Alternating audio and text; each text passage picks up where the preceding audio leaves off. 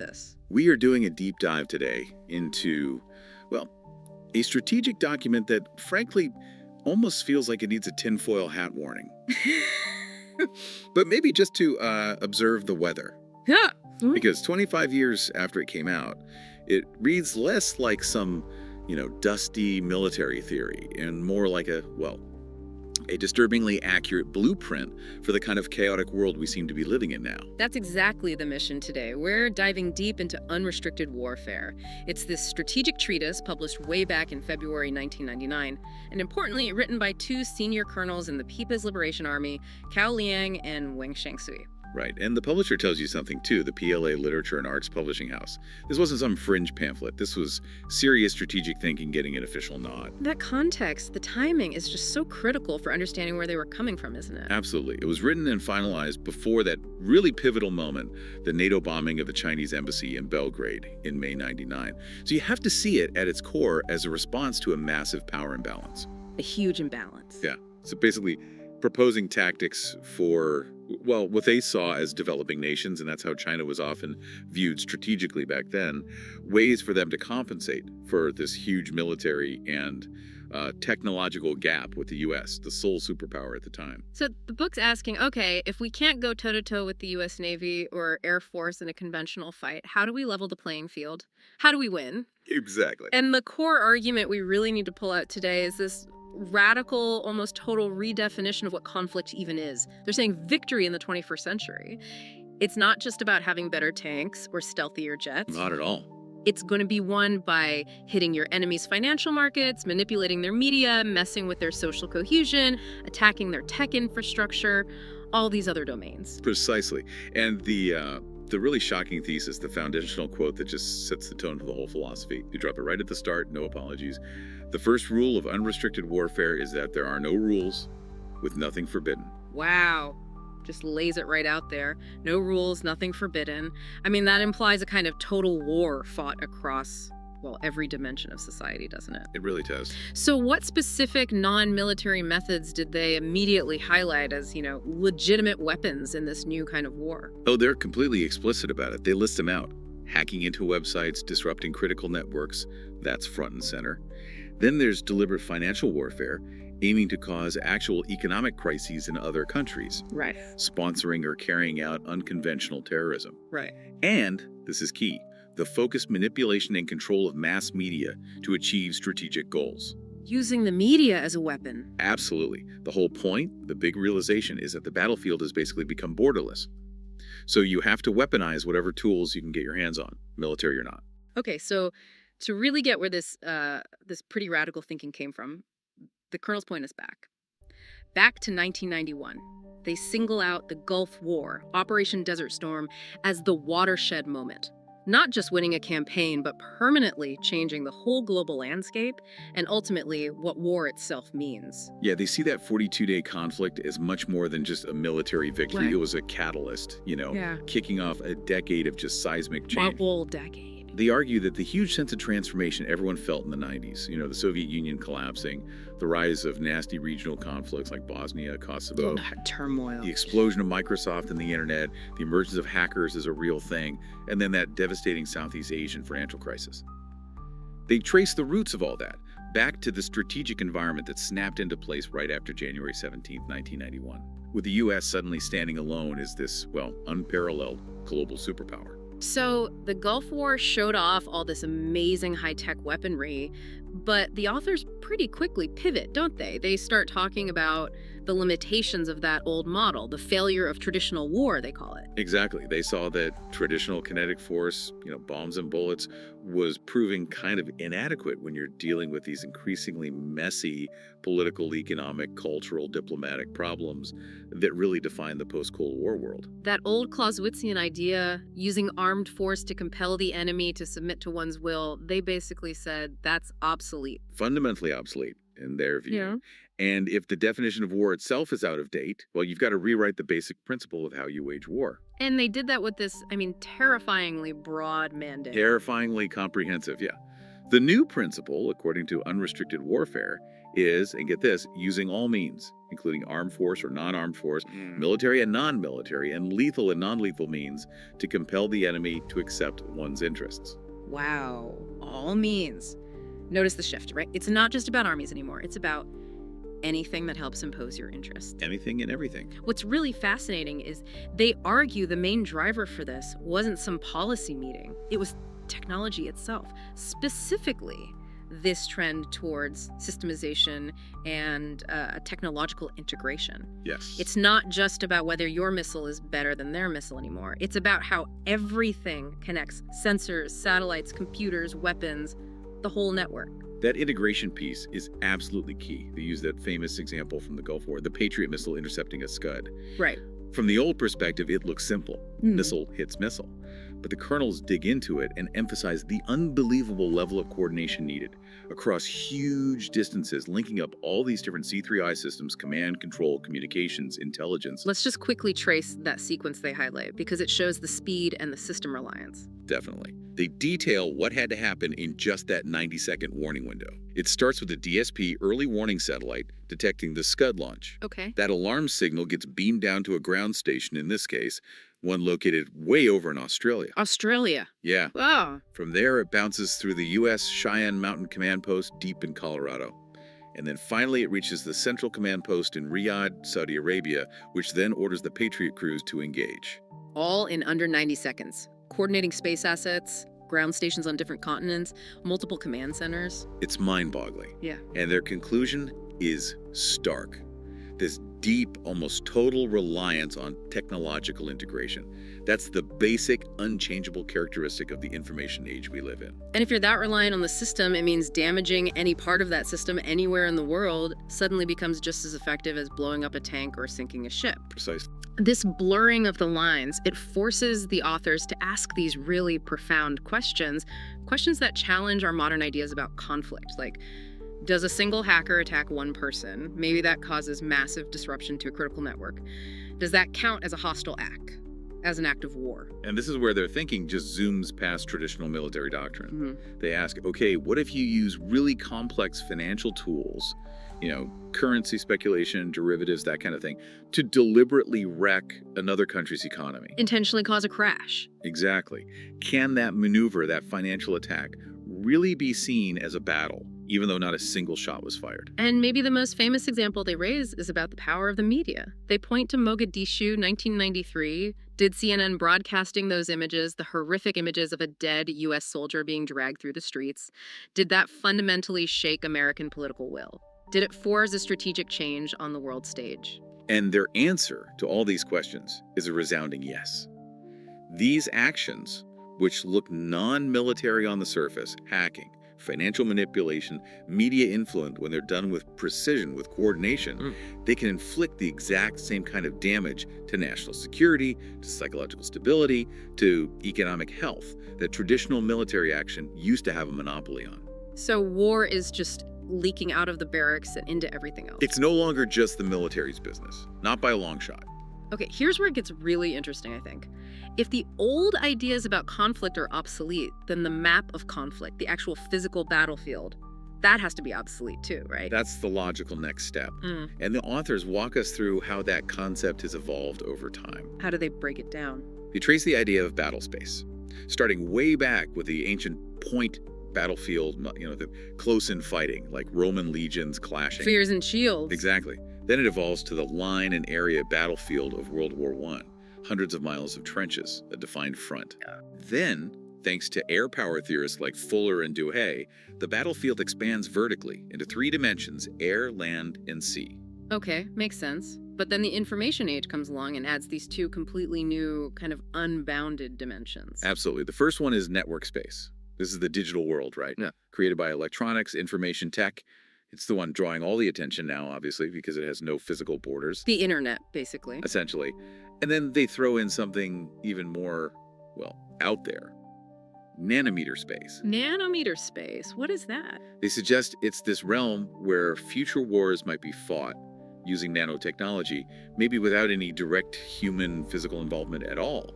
Kind of war fought by microscopic machines. Wow, okay, that does sound like science fiction territory. But the consequence of just recognizing these technological spaces, network space especially, is immediate. It's tangible. The consequence is total pervasiveness. Right. Ubiquity.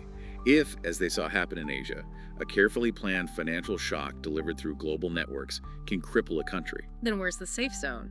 Exactly. The whole idea of a non-battle space. Right. A safe civilian area, completely separate from the war. It just evaporates. If you ask the Office of Unrestricted Warfare where the battlefield is located, their answer is crystal clear. Everywhere. And if the battlefield is everywhere, that fundamentally changes who the warrior is. We're moving away, they argue, from that classic image, the strong, young, lowbrow with bulging biceps, the soldier of blood and iron, towards the pasty-faced scholar wearing thick eyeglasses. Ugh. It's a stark image, but it captures that trend perfectly, doesn't it? The trend towards civilianization of warfare. It really does. Military power is becoming less about brute physical strength and much more about technical know-how. The technological elite, your hackers, your system analysts, your quant financiers, they're essentially breaking into a domain that used to belong exclusively to professional soldiers. So the military can't just guard its own imperial garden anymore, as they put it. Nope. Because the person launching the attack might be a rogue trader moving billions. And this is crucial, it might be a kid in their bedroom. They use a really specific and kind of chilling example for that, right? The hacker in England. Yes, the 16-year-old hacker back in 1994. He targeted the U.S. military's Rome Air Development Center in New York. And this wasn't just minor mischief. He compromised 30 sensitive systems and successfully broke into over 100 others, including NASA systems. A teenager. The real shock wasn't just the damage he caused, but who did it. Suddenly, the military had to grapple with this question. When does a technical game played by a kid cross the line into being a hostile act, an act of war? And that naturally leads us to thinking about the immense cost of defending against this kind of pervasive asymmetric threat, which ties right into what they call the paradox of kindness. Ah, yes, the paradox. We're simultaneously pushing weapons technology toward ever-increasing lethality, yet at the same time, new political ideas, new strategic thinking seem to be putting the brakes on actually using that lethality. That's the paradox, precisely. For centuries, weapon design was pretty simple. Make it kill more effectively, more power, more destruction. But once you get ultra-lethal weapons, nuclear bombs, basically, and combine that with increased political sensitivity about casualties, especially your own, a kind of self-limiting mechanism kicks in.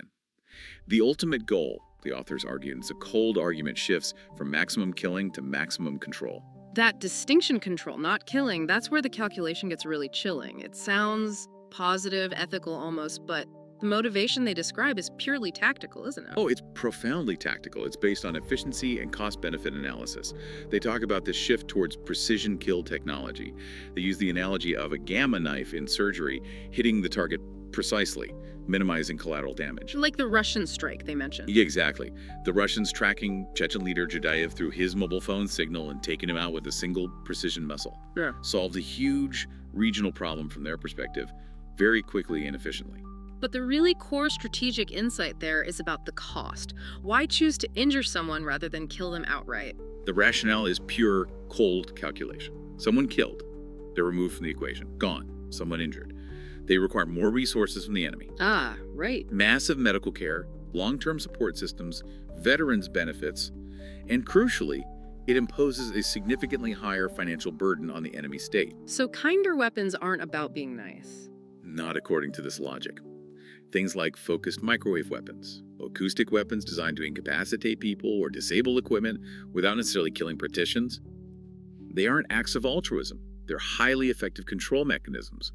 They maximize the drain on the enemy's resources while minimizing the political blowback for the attacker. It's moving away from the old meat grinder style of war, trying to get the maximum strategic effect for every bit of force you expend. Okay, so if the battlefield truly is everywhere, then maybe the most potent weapon isn't a missile at all. Maybe it's the bloodless one, financial warfare.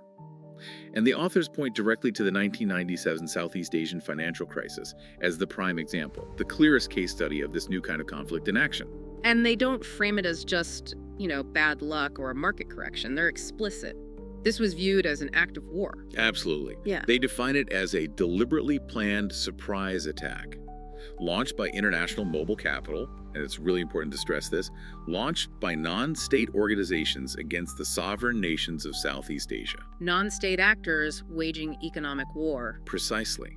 Their description is pretty dramatic. Economic prosperity just vanished, like the leaves of a tree that are blown away in a single night by the autumn wind.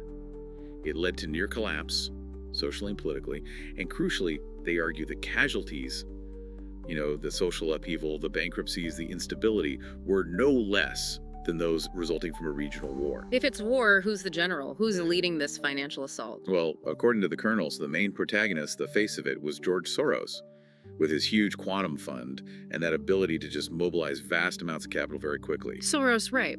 But they're careful to point out, he wasn't acting in a vacuum.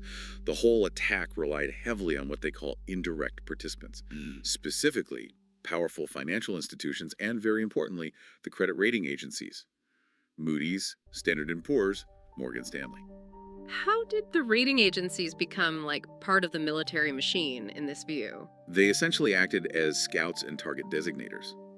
By suddenly issuing negative credit reports or downgrades, these agencies effectively painted targets on the backs of countries with vulnerable economies, maybe high debt, maybe shaky currency reserves. Pointing out where to strike. Exactly. They provided the critical intelligence and generated the market pressure that really catalyzed the attack. It turns information flow and perceived risk into incredibly effective weapons themselves. So you're treating capital mobility, information flow, credit ratings, all as components of a single weapon system. It's fascinating how they reach back into history, looking for non-military precedents to kind of justify this whole concept. Yeah, they look back at Helmut Kohl in 1990. His government essentially used the economic power of the Deutschmark to effectively knock down the Berlin Wall, a physical barrier that, conventional artillery probably couldn't have breached without massive bloodshed. Using money as a crowbar. Right. That strategic use of monetary policy achieved a huge physical and political victory. For the authors, that's proof positive. The globalized financial system offers this immense destructive potential, allowing you to achieve major strategic goals without ever deploying a single soldier in the traditional sense. Okay, let's shift gears slightly to the new terror war. The authors acknowledge that, hackers are one thing, but these non-state groups like bin Laden's network back then, they're arguably more immediately dangerous, more murderous in the real world. Yeah, they're highlighted specifically because they operate outside the rules, outside international norms.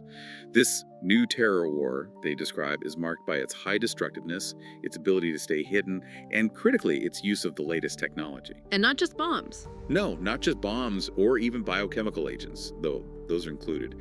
They specifically mention computer viruses as terrorist tools, alongside sophisticated economic means, things like using drug trafficking, smuggling, setting up legitimate-looking companies or even banks to get stable, hard-to-trace funding.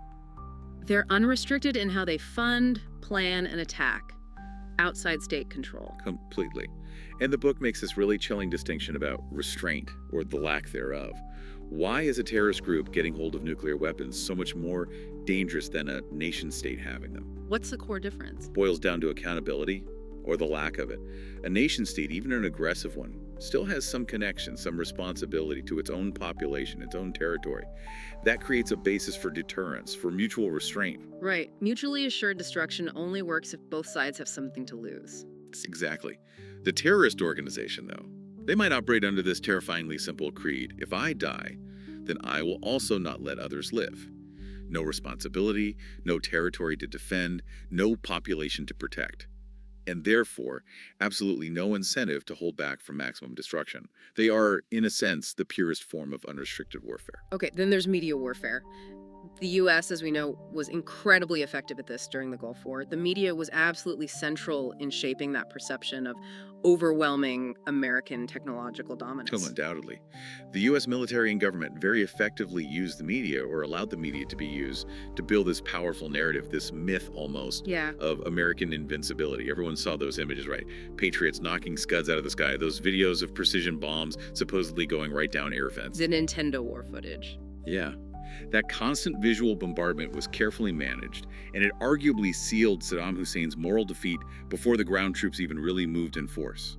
That was key to the speed of the victory. Even the U.S. military itself admitted afterwards that the sheer force of the media reports was able to have a dramatic effect on the strategic direction of the war. But the authors warn that very influence created a huge vulnerability. It made the media a kind of uncrowned king, as they put it, and they point to a major negative consequence. President Bush's decision to stop the ground war so abruptly after just 100 hours. Yes, that's their key example of the downside. They argue the decision was largely driven by a sort of premature, triumphant narrative emerging from TV news reports about how well the war was going. They thought it was over. They thought it was essentially over. But the authors contend this halt was premature. It allowed Saddam Hussein, whose regime was arguably teetering on the brink, to survive. He escaped total collapse, maybe even death. And that left a huge mess. A massive, costly mess for the next administration, prolonging instability in the region for years. It shows, they argue, that the media's influence had become so powerful that news reports could actually dictate major strategic decisions by a superpower president. Information control itself became a critical strategic asset, or a critical liability. So we've got finance, terror, media. Just to underline that truly nothing is off limits. They briefly rattle off a whole spectrum of other non-military warfare types that need to be considered part of the arsenal. Yeah, they broaden it right out. Psychological warfare, spreading rumors, disinformation to break the enemy's morale, smuggling warfare, deliberately disrupting domestic markets, network warfare we talked about, hacking, cultural warfare, using cultural influence to assimilate or undermine opposing views. Right. Even things like international law warfare, strategically using legal frameworks and regulations to disadvantage your opponent. It's basically a declaration that the future battlefield isn't a place. It's everything. Every aspect of human society is potentially in play. That's the core message. Right. So here's the central puzzle, isn't it? If you're operating under the maxim that there are no rules, how do you actually figure out how to win? It seems like chaos. But you still need a strategy, a way to consistently gain an advantage. Right. Just saying anything goes isn't a plan. So the authors actually spend a good amount of time trying to find, or maybe impose, some kind of underlying rules that govern victory in this new age of beyond limits conflict. How do they approach that? They argue that even if the methods have to be completely fluid and unpredictable, the guiding principle behind choosing those methods needs to be stable. And they introduce this really fascinating, maybe slightly unusual concept, the side principle rule. Side principle rule, okay. Yeah, and they anchor it in mathematics, specifically the concept of the 0.618 ratio, the golden section or golden ratio. You find it in nature, art, architecture. The golden ratio. How does that apply to war? That feels like a stretch. It does sound abstract, I know. They explain it using a kind of grammatical analogy. Think about a sentence structure. It's usually asymmetrical, right? You have the main part, the principal element, like the main subject or verb, the core idea, the body. Okay. And then you have the side element, the modifiers, adjectives, adverbs, the things that direct or shape the meaning, maybe the soul of the sentence. The key insight, they claim, is that the side element, even if it's smaller or seems less important, is what actually qualitatively determines the nature of the principal element. So the small part directs the big part. In essence, yes. Therefore, victory isn't achieved just by making your main force your principal element, like your traditional army, bigger or stronger. Victory comes through deviation toward the side element. Yeah. You win by identifying and leveraging the right asymmetrical tool, the right side approach, to make it decisive. Okay, I'm trying to grasp that, but is this real strategic insight, or is it just sort of finding patterns in history after the fact? They use some historical examples that sound almost, well, like they're reaching a bit. That's a fair critique, and the authors probably anticipated it. They offer examples where they believe this asymmetrical relationship was intuitively understood and exploited. Take the Mongol cavalry. Genghis Khan, right. Exactly. Their standard battle formation, apparently, had a very specific ratio. Roughly 2 parts heavy, armored cavalry, that's the principal element, to 3 parts light, fast, highly mobile cavalry, the side element. 2 to 3. Which is very close to that 0.618 golden ratio. This mix, they argue, made the Mongol force far more flexible, adaptable, and capable of striking power than the more symmetrical heavy infantry or heavy cavalry formations they often faced in Europe and the Middle East. The light cavalry, the side element, dictated the battle. Interesting. And what about the World War II example they use, Stalingrad? Yeah, this one's even more specific. They claim the timing of the Battle of Stalingrad, the huge turning point on the Eastern Front, happened in the 17th month of the German offensive.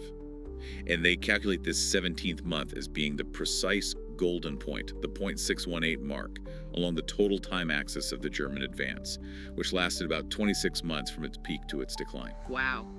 So they're applying the ratio to time itself. Exactly. Now, whether you buy the mathematical precision of that specific example or not, the underlying idea they're pushing is consistent. To win, especially when you're weaker, you need to find that critical side element. Maybe it's timing, maybe it's a specific tactic, maybe it's a non-military approach, and make that the decisive factor that undermines the enemy's main strength. Okay, so identifying that crucial side element, the asymmetrical approach, that leads them directly to needing to break all the conventional boundaries, what they call going beyond limits, using super combinations. Right. You have to deliberately transcend all the usual limits, rules, taboos, mix things up in ways the enemy doesn't expect. They break this down into three main types of these super combinations to ensure unpredictability.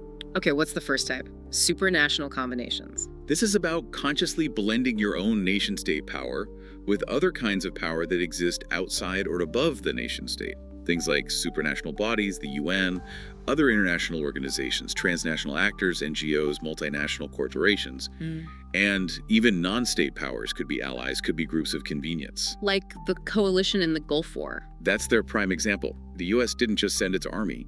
It worked hard to get UN resolutions passed. It pulled together this huge coalition of over 30 countries to apply political and military pressure. It organized economic sanctions. It used the UN, maybe the IMF, other multilateral tools to build this temporary but incredibly effective web of combined interests. Okay, then the second type, super domain combinations. This sounds like it really breaks down the walls between different areas of national power. Totally.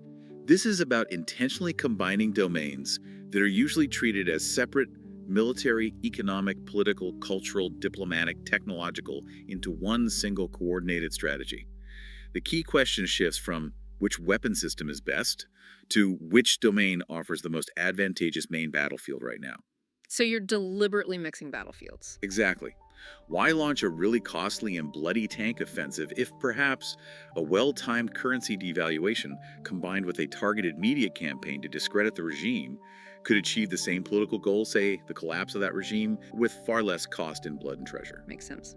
And the final type, super means combinations, using lots of different methods all at once. Yes, hitting the enemy from multiple directions simultaneously with a diverse array of tools, making it incredibly difficult for them to anticipate or defend against everything. The example they use is the US effort against bin Laden in the late 90s. Oh. It wasn't just military special ops trying to find him.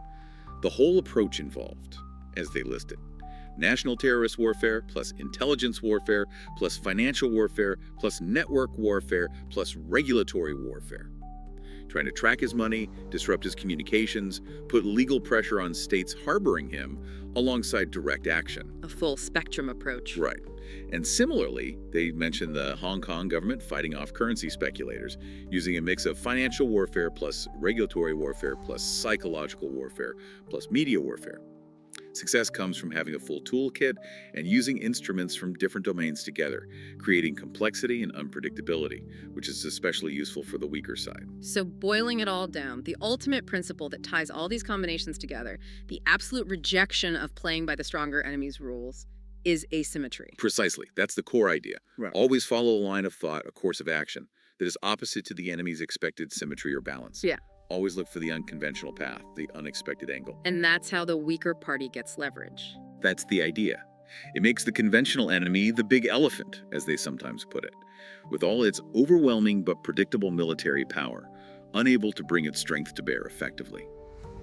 They're prepared for one kind of war, marching straight ahead, and you're fighting a completely different war, maybe in the financial markets or cyberspace, a domain they don't control or maybe don't even recognize as a battlefield yet. Now, despite acknowledging the, overwhelming display of American military power in the Gulf War, the authors actually offer this really sharp critique of the U.S. military's whole approach. They synthesize its shortcomings and basically label its deep reliance on superior technology as the high-tech trap. The high-tech trap. And the core of that trap is this paradox of cost, right? The U.S. feels compelled to constantly pour money into developing the next generation of technology just to stay ahead. But this leads to weapon systems that become astronomically expensive. So expensive they're hard to buy in sufficient numbers, hard to maintain, maybe even politically difficult to risk using. They cite some pretty staggering figures from back then, don't they? Oh yeah, extraordinary numbers. The F-22 fighter program. Development costs ballooned past $13 billion. The B-2 stealth bomber, that iconic symbol of high-tech dominance. Each one costs somewhere between $13 and $15 billion. Each. Each, which, as they calculate, made it literally 3 times more expensive pound for pound than its equivalent weight in solid gold at the time. Wow. More expensive than gold. They call it the illness of extravagance. But this extravagance, it's not just about wasting money, is it? They link it directly to a deeper psychological and political driver, something they see as a major strategic vulnerability for the US. The relentless pursuit of zero casualties. Absolutely. That desire, that political necessity almost to protect American lives at all costs, while obviously understandable from a human perspective, becomes strategically exploitable from their viewpoint. How so? Because to achieve zero casualties, or get as close as possible, the U.S. is forced to spend these absolutely massive, exponential sums of money. They cite the Gulf War costing $61 billion. The colonels argue this huge spending, this focus on force protection above all else, becomes a kind of psychological shield. But it's a shield the enemy knows exactly how to penetrate. By inflicting any casualties. Exactly. A weaker opponent understands that if they can just inflict some casualties, even relatively minor ones, they can potentially shake American political resolve. They force the U.S. to weigh the immense cost of continuing the fight against the political price of American lives lost. The U.S. ends up paying an infinitely higher price in dollars and maybe strategic hesitation to avoid paying the price in blood. They have that quote about the average American soldier becoming like precious china bowls that people are afraid to break. Yes, making the U.S. potentially reluctant to commit ground forces even when strategically necessary, creating this gap between capability and willingness to use it.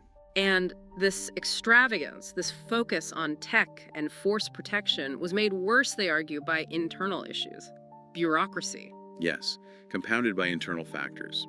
Even after reforms like the Goldwater-Nichols Act, which was supposed to improve joint operations, the authors observed that the U.S. military in the post-Gulf War era still seemed pretty fragmented, still a victim of intense inter-service rivalry. How did that rivalry actually hurt the technological advantage? Well, each branch, Army, Navy, Air Force, Marines, was fighting fiercely for its share of the budget and of the dominance of its own warfighting concepts. The Army was pushing its hugely expensive digitized force idea. The Air Force was all in on its global presence, global power doctrine, focusing on air and space superiority. So they weren't always pulling in the same direction. And the timing was off. The pace of technological change, especially in computers and networks, is incredibly fast, Moore's Law, maybe 18 months for a cycle. But the procurement cycles for major military hardware, glacially slow, often taking 10 years or more. So you end up with systems that are outdated before they're even fully deployed. Or you have different services developing incompatible systems. The result, the authors argue, is that the U.S. military risks getting stuck in a kind of electronic Maginot Line. Its technological edge is potentially undermined by these uncertain bugle calls. As they put it, the conflicting priorities and disrupted pace caused by internal rivalries. It creates a system that's both incredibly expensive and potentially vulnerable to clever asymmetrical attacks. So wrapping this all up, what does this mean for you, the listener, thinking about national security today? The really crucial overarching takeaway the colonels hammer home in their conclusion is stark. Warfare is fundamentally moving beyond the traditional domain of soldiers, of military units, of ministries of defense. Yeah, it's increasingly becoming the business of politicians, yes, but also scientists, computer gurus, engineers, and maybe most importantly, bankers and financiers. And that completely reshapes how we have to think about national security, doesn't it? It's not just about defending borders or comparing numbers of tanks anymore. Not at all. The state's traditional monopoly on organized violence, on the use of force, is being seriously challenged. And the threats challenging it are much harder to pin down, much harder to deter, because they often don't fly the flag of a rival nation state. The authors actually use some U.S. military terminology from that era to categorize these new non-nation state threats. These categories seem incredibly relevant today. We should probably spell them out. Definitely. First, they talk about subnational threats. These are threats emerging from within a state's own borders. Think internal political conflicts, ethnic strife, religious extremism that challenges the government's authority from the inside, separatist movements, civil unrest. Okay, internal challenges, second category. Yeah. And national threats. These actors are completely untethered from any specific nation state. They operate globally, or maybe regionally, but their loyalty isn't to a country. Think large-scale organized crime syndicates, modern piracy, decentralized terrorist networks like Al-Qaeda or ISIS. They're pure agents of disruption, not controlled by any government. Got it. And the final category, perhaps the most complex, metanational threats. These seem to operate above or across nation states entirely. Exactly. This category includes powerful transnational religious or ideological movements that command loyalty across borders. It includes sophisticated international criminal organizations, and critically, it includes global economic organizations, not just formal ones like the IMF, but also those informal networks of finance, the huge multinational corporations whose wealth, influence, and strategic decisions can sometimes rival or even exceed those of actual countries. So, in effect, way back in 1999, they were predicting that the biggest dangers to a nation's stability might not come from a rival army marching across the border anymore. Right, but instead from maybe a coordinated attack on its currency, or an invisible computer virus that shuts down critical infrastructure, or a globally dispersed terror network that knows exactly how to exploit the psychological vulnerabilities of a complex, technologically advanced, and perhaps risk-averse society. Hashtag tagged, hashtag outro. So we've traced this huge shift they described, haven't we? From defining war as tanks rolling across a clearly marked front line, to seeing it as potentially a financial assault launched silently across a globally integrated network. The fundamental, maybe unsettling truth of unrestricted warfare is this. Pretty much everything that technology and globalization offer to benefit humanity, the internet, global finance, instant communication, can also, with enough ingenuity and malice, be turned around and used as a weapon to harm us. It's a truly comprehensive and, yeah, kind of terrifying vision of conflict. And as you said at the start, looking back now, it feels incredibly prescient, almost prophetic. But let's loop back for a second to that specific idea they took so seriously, achieving subjugation without firing a shot, through financial warfare. Right, the Hong Kong example. Exactly. They pointed to that battle in August 1998 when the Hong Kong government fought desperately to defend its currency and markets against speculators. And they stressed just how fragile modern systems are. They basically said if that defense had failed and it was apparently only saved by sort of a lucky break, the knock-on effects of the Russian market collapsing at the same time, the consequences for Hong Kong, and by extension for mainland China, would have been utterly disastrous, socially, politically, economically. Which really underscores their point about the vulnerability of interconnected systems. Correct. So, given that increasing integration, that interdependence of global systems hasn't slowed down, if anything, it's accelerated, and given the author's very clear argument that essential civilian infrastructure is now the real strategic center of gravity, we should probably leave you, the listener, with a provocative thought to chew on. Okay, what is it? What essential civilian infrastructure in your own country, maybe it's the power grid, maybe it's the water supply system, the communications backbone, key financial clearinghouses, the stock exchange itself, what now constitutes the new, potentially undefended front line for an unrestricted attack, and perhaps even more pointedly, what happens to national security to global stability when a sudden massive currency fluctuation or a crippling cyber attack on a core system isn't just an unfortunate economic accident or random vandalism, but a deliberately planned, carefully executed weapon of modern war.